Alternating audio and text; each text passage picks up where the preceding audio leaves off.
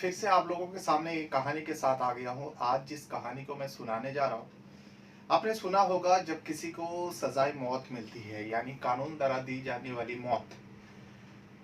अब वो कोई कुछ गुनाह करता है, चाहे गुनाह किसी भी टाइप का हो, अगर उसको सजाए मौत मिलती है, तब उसको मरने से पहले यानी जब उसको फांसी दी जाती है, फांसी देने से पहले उसका कुछ ख्वाहिशें भी पूरी की जाती है। बताया जाता है उसे आखिरी ख्वाहिश। तो ऐसे ही एक बंदा था। अब जब उसका फांसी के करीब आया तो उसके पास पुलिसकर्मी गए, यानी जेलर के कोई व्यक्ति गए, जिनके पास ये अथॉरिटी रहता है, जाओ उसे पूछो। तो उस व्यक्ति से पूछता है, तो व्यक्ति ख्वाहिश करता है। अब हर कोई चाहेगा अगर आखिरी ख्वाहिश जो भी हो उसका पूरा किया जाए, तो हर मरने वाला अपनी जिंदगी मांगेगा। ये व्यक्ति कुछ ऐसा मांग लेता है जिसके चलते उसको आज़ादी मिल जाती है। अब सोचने पर ही हैरान होते हैं, जो एक व्यक्ति फांसी की कैदी को आज़ादी का जिंदगी कैसे दे सकते हैं आखिरी ख्वाहिश के तौर पर। लेकिन पूरा कहानी जब आप सुनेंगे, वाकई आपके होश उड़ सकता है। तो आज मैं आप लोगों को इसी कहानी को सुनाने जा रहा हूँ। और जब वो आज़ादी तो मिलती है, लेकिन फिर उसके बाद जब उसने क्राइम किया था, किसी का मर्डर किया था, तो फिर उसे सजाए मौत से उसको आज़ादी कैसे मिल सकती है, आखिर क्या था पूरी कहानी। इसी वीडियो के माध्यम से आपको पूरा डिटेल समझाने की कोशिश करता हूँ और आपको बताने जा रहा हूँ। दरअसल कहानी है हिंदुस्तान का ही बताया जा रहा है। एक गुमनाम जगह है। क्यों गुमनाम है, उस जगह का नाम क्यों बाहर नहीं आया, आपको वीडियो में आखिर में पता चलेगा और आपको मैं बताऊंगा। तो गुमनाम जगह से दो लड़का जो बचपन से दोस्त होता है, अब दोनों जो लड़का होता है उसी जगह पर रहकर बड़े हुए। जब बड़ा हुआ, अच्छा एजुकेटेड बना, यानी घर वाले ने, उन दोनों के घर वाले ने अच्छा पढ़ाया लिखाया, काबिल बनाया।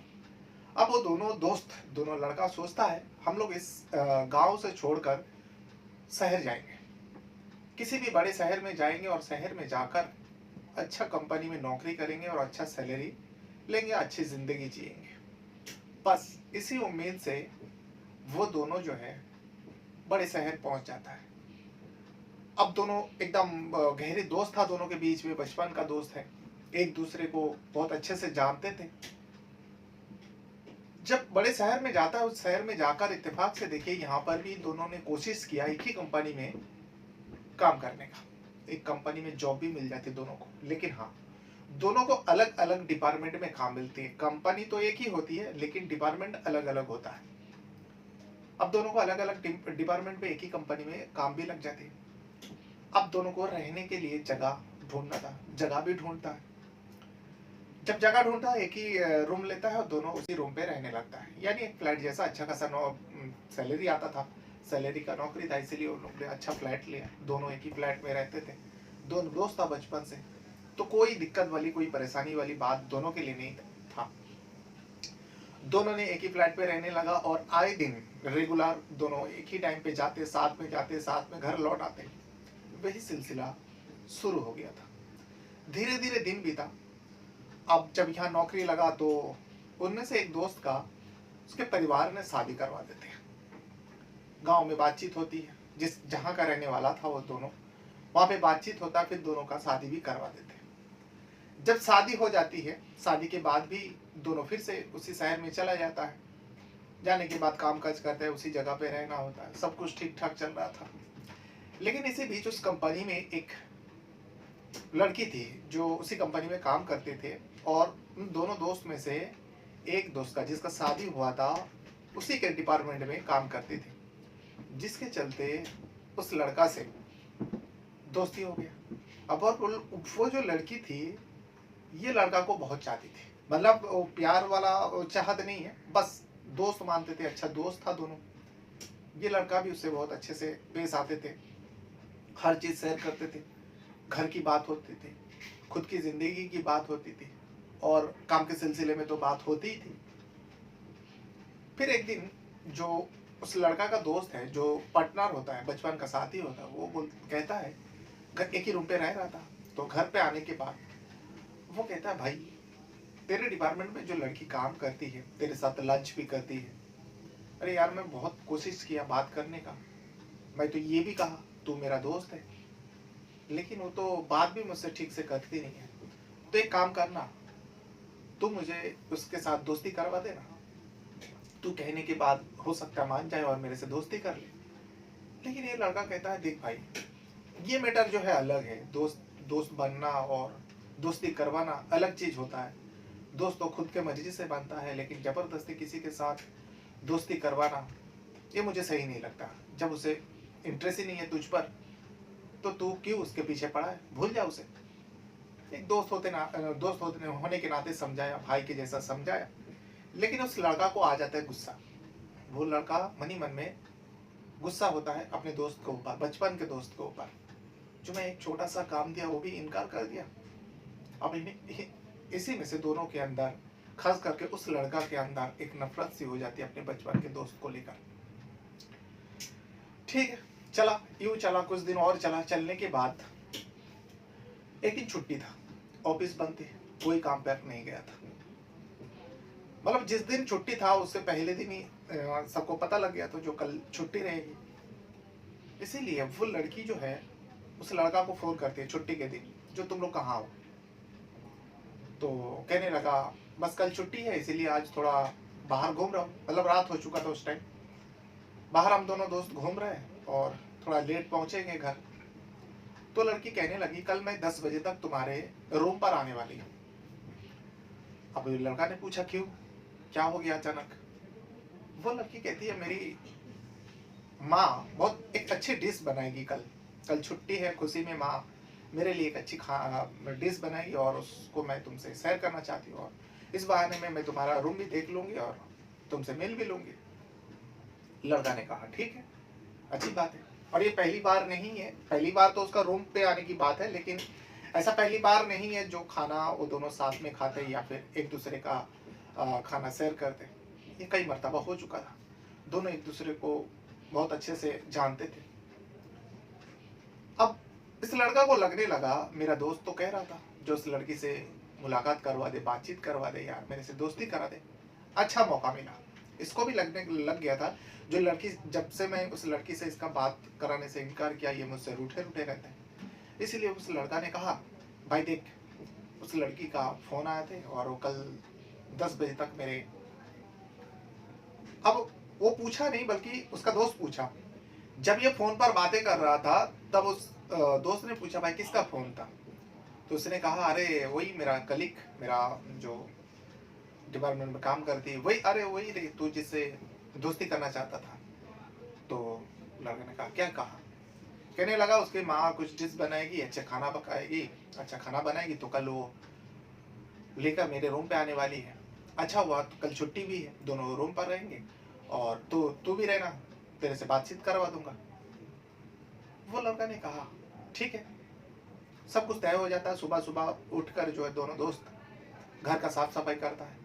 लेकिन जैसे ही उस लड़की का आने वाला टाइम होता है, उसका जो साथी होता है, दोस्त जिससे दोस्ती कराने वाला था, वो लड़का अचानक उस रूम से कहीं निकल जाते हैं। जब उसका दोस्त पूछता है भाई कहाँ जा रहा है, तो कहने लगा जो मेरा कुछ काम है, अर्जेंट याद आया। तो इसने कहा अरे भाई तू तो इतना दिन से कह रहा था जो उस लड़की से बातचीत करा दे, दोस्ती करा दे, जब वो खुद से यहाँ पे आ रही है और तू जा रहा है, अच्छा मौका है, तेरे से बातचीत भी हो जाएगी। और लड़का ने कहा नहीं मुझे जाना है यार, और मैं शाम तक लौटूंगा। अब सुबह जा रहा था, शाम को लौटने की बात करके गया। फिर लड़का ने सोचा चलो ठीक है, हो सकता है उसका कुछ काम रहा होगा। ये पहली मर्तबा था जो एक दूसरे के काम के बारे में भी नहीं जानता था, जो ये इतना घंटे के लिए बाहर जा रहा है, फिर भी इसे पता भी नहीं जो कौन से काम के लिए बाहर जा रहा है, और ना ही वो बताया था। वो लड़का चला जाता है। थोड़ी देर में वो लड़की इन दोनों के घर में आ जाते हैं। आने के बाद ये दोनों बातचीत करते हैं, वो लड़की और ये लड़का बातचीत करता है। फिर लड़का को कुछ ख्याल आया जो घर में कुछ चीज़ कमी है, अब एक मेहमान आए हैं, तो इसके लिए उसके लिए कुछ लाने के लिए बाजार जाते हैं। बस पास में ही था। उस लड़की को अकेले रूम पर बिठाकर वो लड़का जो है बाजार चला जाता। जब बाजार जाता है कुछ ही पलों में वो बाजार से, मतलब कुछ ही समय में, आधा घंटा पौना घंटा या 1 घंटा ज़्यादा से ज़्यादा लगा, वो लड़का अपने कमरे में लौट आता है, लेकिन जब कमरे में लौट आता है उसके तो पैर तले ज़मीन खिसक जाता है, क्योंकि कमरे में जो है वो लड़की लहूलुहान बेड पर पड़ी थी। इसे देखने के बाद वो तो बदहवास जैसे दरवाजा दरवाजा खुला हुआ ही था, दरवाजा बस टच हुआ था, दरवाजा में वो हाथ लगाया, खुल गया। फिर सामने मंजर वही था, लड़की लहूलुहान खूनी खून चारों तरफ बेड पर पड़े। वो एकदम भागते हुए इस लड़की के पास जाता है, हिलाता है और आवाजें लगाता है। जब ये सब वो कर रहा था, मतलब उसको जगाने की कोशिश कर रहा था, वो देख रहा था। अब उसे तो कुछ समझ में ही नहीं आ रहा था। जब वो सब कुछ कर रहा था उस लड़की के साथ, इतने में उसका दोस्त भी आ जाता है। उसका दोस्त आता है और चिल्लाता है, जी ये तूने क्या कर दिया। बस वो चिल्ला रहा है। आसपास और भी रूम था, और भी घर था, सारे लोग आ जाते हैं, आसपास वाले पड़ोसी वाले सब आ जाते हैं। आने के बाद उन लोगों ने भी इस मंजर को देखकर हर किसी का होश उड़ जाता है। किसी ने पुलिस को फोन किया, पुलिस आती है। आने के बाद उस लड़का को पकड़कर लेकर जाता है, लड़की का बॉडी को कब्जे में लेकर पोस्टमार्टम कराता है।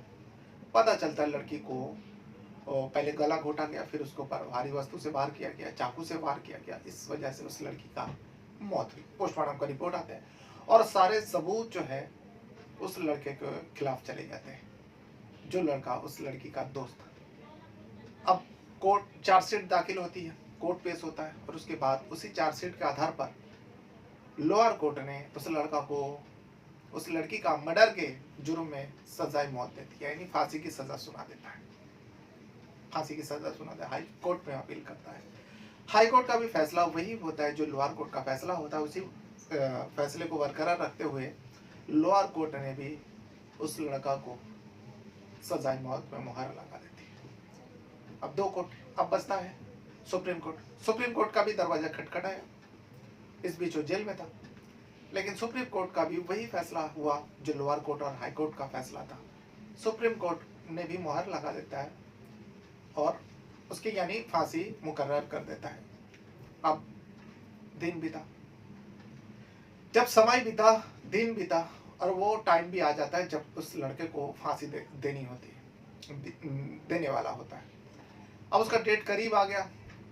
अब जिस डेट पे फांसी देना है उससे पहले जेल में कुछ तैयारी होना होता है, किसी भी व्यक्ति को अगर फांसी देना होता तो। लेकिन उससे भी सबसे बड़ी बात, उस लड़का को जिसको भी फांसी देना होता है ना, उसे एक कानूनन हक बनता है जो उसकी आखिरी ख्वाहिश पूछा जाए। तो जेलर ने उस लड़का को भी पूछा। जब 2 दिन समय रहा तो उस लड़का से पूछने गया, जो तुम्हारी आखिरी कुछ ख्वाहिश है, बस 2 ही दिन रह गया तुम्हारे फांसी को, मरने से पहले अगर तुम कुछ करना चाहते हो, कुछ खाना चाहते हो, कुछ पीना चाहते हो, किसी से मिलना चाहते हो, किसी से बात करना चाहते हो, तो तुम बताओ, तुम्हारी वो ख्वाहिश पूरी की जाएगी। अब वो लड़का थोड़ा टाइम सोचा, सोचने के बाद फिर से जेलर ने पूछा। तो उस लड़का ने कहा, लड़का ने जो कहा, इसे सुनने के बाद जेलर का भी होश उड़ जाता है और फिर जेलर इस बात को डिस्कस करता है।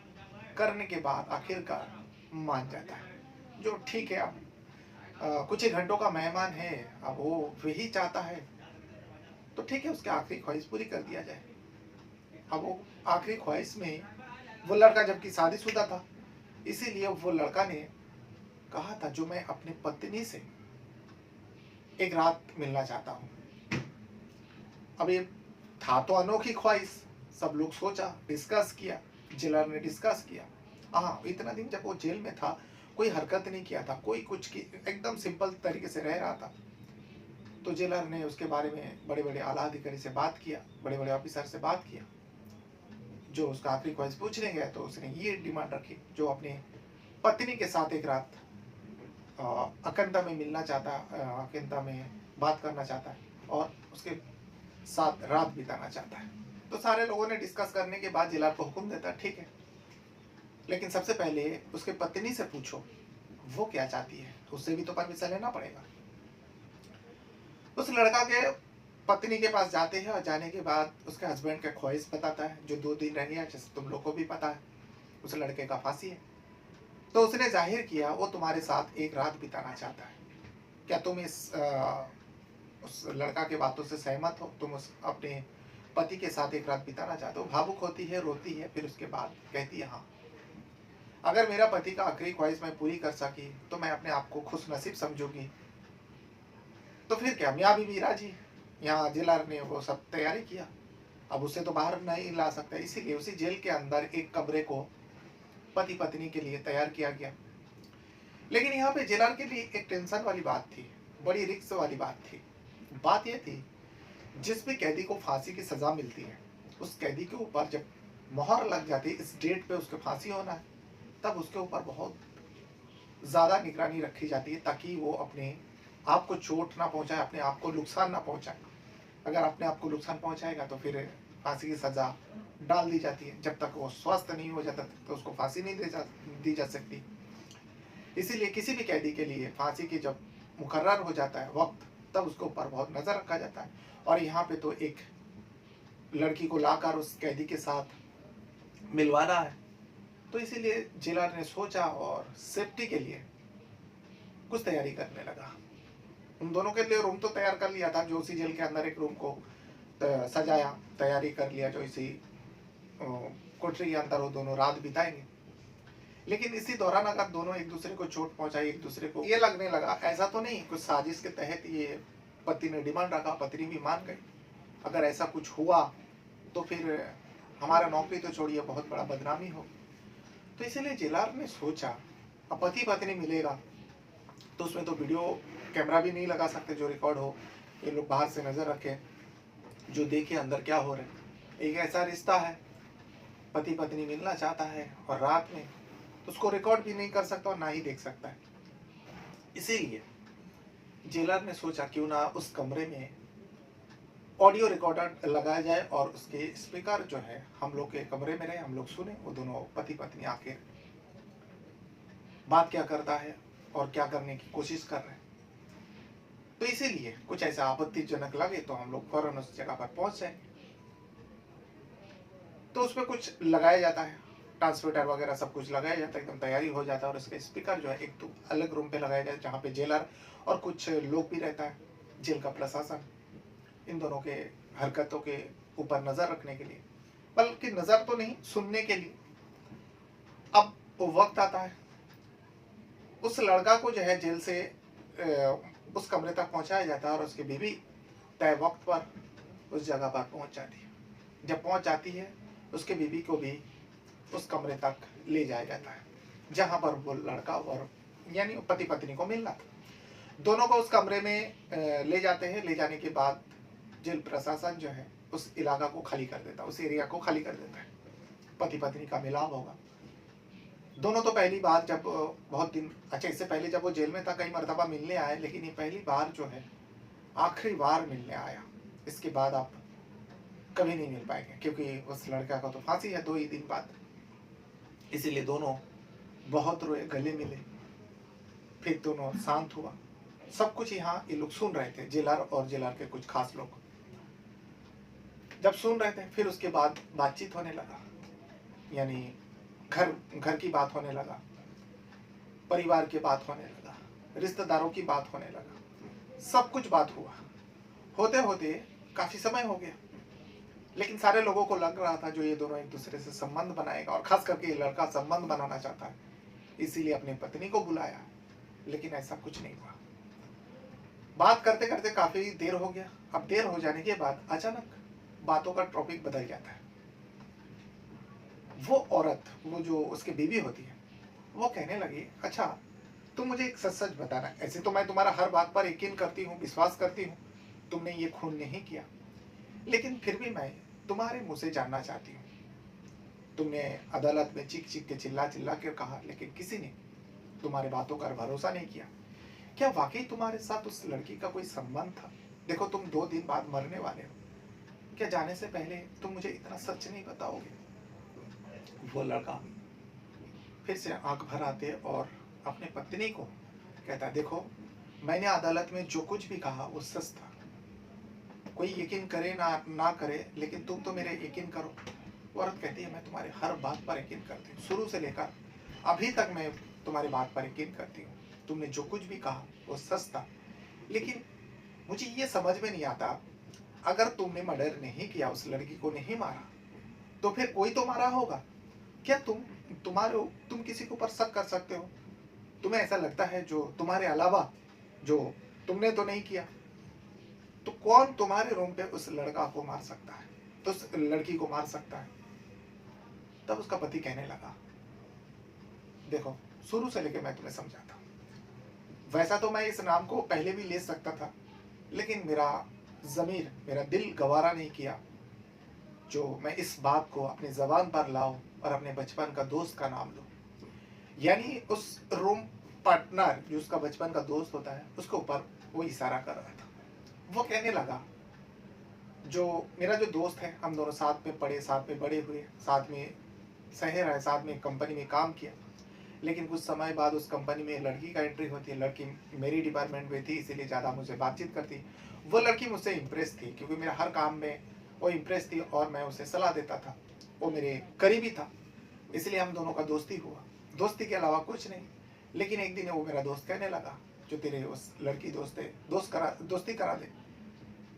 लेकिन मैं कहा, जो ये कैसे पॉसिबल होगा? दोस्त तो अपनी मर्जी से बनता है, अपने मनपसंद से बनता है। ज़बरदस्ती वाला दोस्ती अच्छा नहीं है, और ज़बरदस्ती वाला कभी दोस्त नहीं होता, बस मतलब से बातचीत होती है। लेकिन मेरा दोस्त मानने को तैयार नहीं था। उसी दिन से मेरा दोस्त मुझसे रूठा रूठा रहने लगा। फिर एक दिन वो लड़की, उसकी माँ ने कुछ बनाई थी, तो उसने कहा, जिस दिन छुट्टी था, जो उस दिन मैं तुम्हारे घर आ रही हूँ। तो मैं अपने दोस्त को इस बात को कहा। दोस्त ने सब कुछ पूछा, कब आ रही है, कितने टाइम तक आ जाएगी। सब कुछ पूछने के बाद जिस दिन आने का वक्त होता है, उसी वक्त जो है मेरा दोस्त कमरे से निकाल जाता है। मैंने पूछा, कहाँ जा रहे हैं? उसने कहा, कुछ काम है। फिर मैंने बोला, जो तू तो कहता था उस लड़की से दोस्ती करा दे, देख अच्छा मौका है, वो लड़की खुद मेरे रूम पे आ रही है, हम दोनों के साथ मिलेंगे, बात करेंगे। तो मेरा दोस्त ने कहा, नहीं मुझे जाना होगा, मेरा बहुत अर्जेंट काम है। इसीलिए मैंने भी रोका नहीं, मैंने जा भाई। वो चला गया। फिर वो लड़की आई, हम दोनों ने बात किया। बात करने के बाद मुझे कुछ लाने के लिए बाजार जाना था, मैं बाजार गया। बाजार से आने के बाद देखा कि वो लड़की लहूलुहान बेड पर पड़ी थी।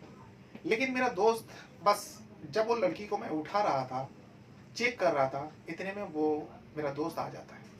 आने के बाद वो चीखता है और कहने लगा, ये तूने क्या कर दिया? जबकि मेरे दोस्त ने कहा था जो मैं शाम तक लौटूंगा। वो सुबह गया था, शाम तक लौटने की बात किया था। ये पूरा घटना जो है करीब दोपहर 12 बजे तक होता है। लेकिन वो इतना जल्दी आ भी जाता है, और इस हादसे के बाद वो 5 मिनट के अंदर रूम के अंदर एंट्री होता है। मैंने कई बार मेरे दिल में आया, जिस बात को मैं वकील को कहूँ या कोर्ट में मैं इस बात का जिक्र करूँ, लेकिन मेरा ज़मीर, मेरा दिल गवारा नहीं किया, जिसके साथ मैं बचपन से बड़ा हुआ, पला बड़ा, एक साथ सब कुछ किया। मुझे ये ख्याल कैसे आ सकता है जो मेरा दोस्त मुझे फंसाने के लिए किसी का मर्डर करके और मेरा नाम ले सकता है? इसीलिए मैंने अपने दोस्त का नाम नहीं लिया। लेकिन मरने से पहले मैं तुम्हें वही बताना चाहता हूँ जो मुझे कभी कभार लगता है, जब मैं सोचता हूँ ऐसा तो नहीं मेरा दोस्त ने मुझे फंसाया। इस बात को सुनने के बाद सुबह हो जाती है। ये पूरी बात जब कह रहा था, पत्नी बहुत रो रही थी। उसके बाद पत्नी का वक्त होता है, वो चले जाते हैं।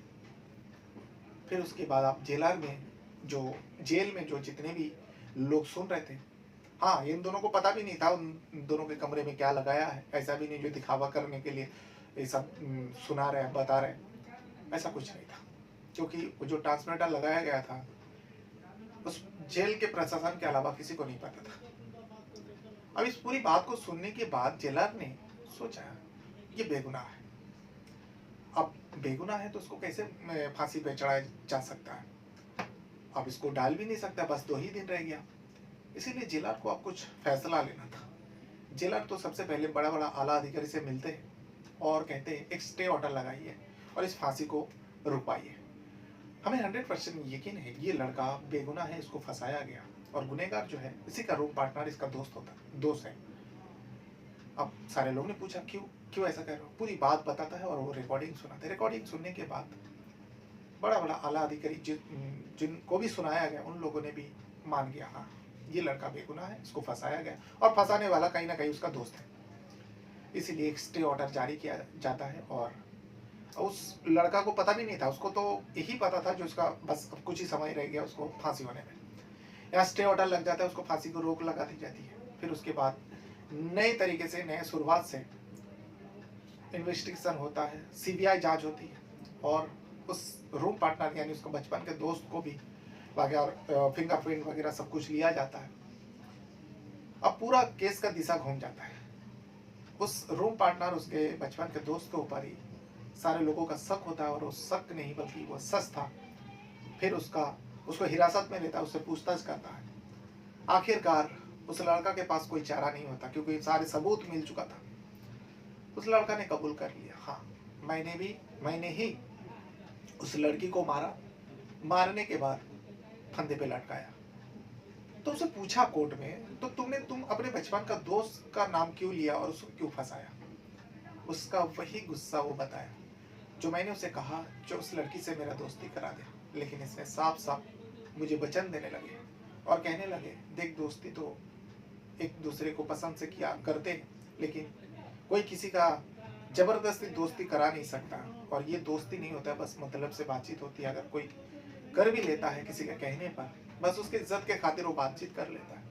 मुझे आ जाता है गुस्सा, जो मैंने उससे एक छोटी सी बात कहा उसने उस बात को भी इनकार कर दिया।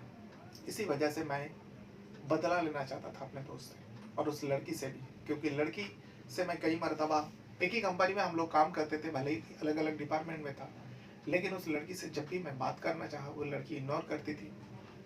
मुझसे ज़्यादा बात करने को इंटरेस्ट ही नहीं थी। वही सारे गुस्सा जो है मैं अपने दोस्त के ऊपर डालने के लिए, वो सब जो मेरे गुस्सा अंदर भरा पड़ा हुआ था उसी का बदला लेने के लिए मैं अपने दोस्त को फंसा देता हूँ। और इस तरीके से मैं मार कर, मेरे दोस्त के खिलाफ सबूत तो था ही, क्योंकि घर के हर चीज़ पर मेरे दोस्त का हाथ साफ सफाई के दौरान हुआ था।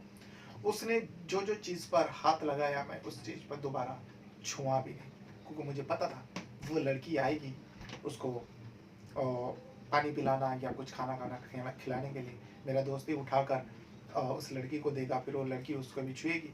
इसीलिए मैं वो सारी चीज़ पर हाथ भी नहीं लगाया था ताकि फिंगरप्रिंट का सबूत ना छोड़े। इसी चलते मेरे दोस्त के खिलाफ पूरे सारे सबूत जुटा था, लेकिन आखिरकार मैं फंस जाता हूँ। पूरे सच्चाई सुनाने के बाद उस लड़का को तो कोर्ट पेश होता है, उसको जेल हो जाती है, लेकिन इस लड़का को बाइज्जत बरी कर देता है, बाइज्जत बरी कर देता है। अब आपको मैंने शुरुआत में बोला था, शुरुआत में कहा था आखिर ये गुमनाम जगह है कहाँ? तो गुमनाम जगह इसलिए मैं बताया क्योंकि इस कहानी का कोई सच्चाई नहीं है। कहानी तो हर प्लेटफॉर्म में आपको मिलेगी, कहानी भी अच्छी है, बड़े बड़े जगह पे सुनने को मिला है। और इस कहानी के बारे में मैं भी जब सुना, मैंने सर्च किया, गूगल में बहुत सर्च किया, लेकिन कहानी नहीं मिली। हाँ, यूट्यूब में बहुत सारे जगहों पे, बहुत सारे चैनल पर ये कहानी तैर रही है और आज से नहीं, समय से चल रही है और उसमें बहुत सारे लोग इंटरेस्ट भी ले रहे हैं, कमेंट भी आ रहे हैं। लेकिन आपको बता दूं, ये जो कहानी है एक काल्पनिक कहानी है। इसीलिए मैंने कहा था गुमनाम जगह, क्योंकि गुमनाम जगह बताए अगर किसी जगह का नाम लेंगे तो गलत होगा।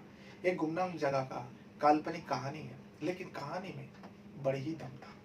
इसीलिए दूसरे लोगों ने भी सुनाया, तो मैंने भी सोचा क्यों ना मेरे सब्सक्राइबर, मेरे व्यूअर्स को भी इस कहानी को मैं अपने तरीके से सुनाने की कोशिश किया।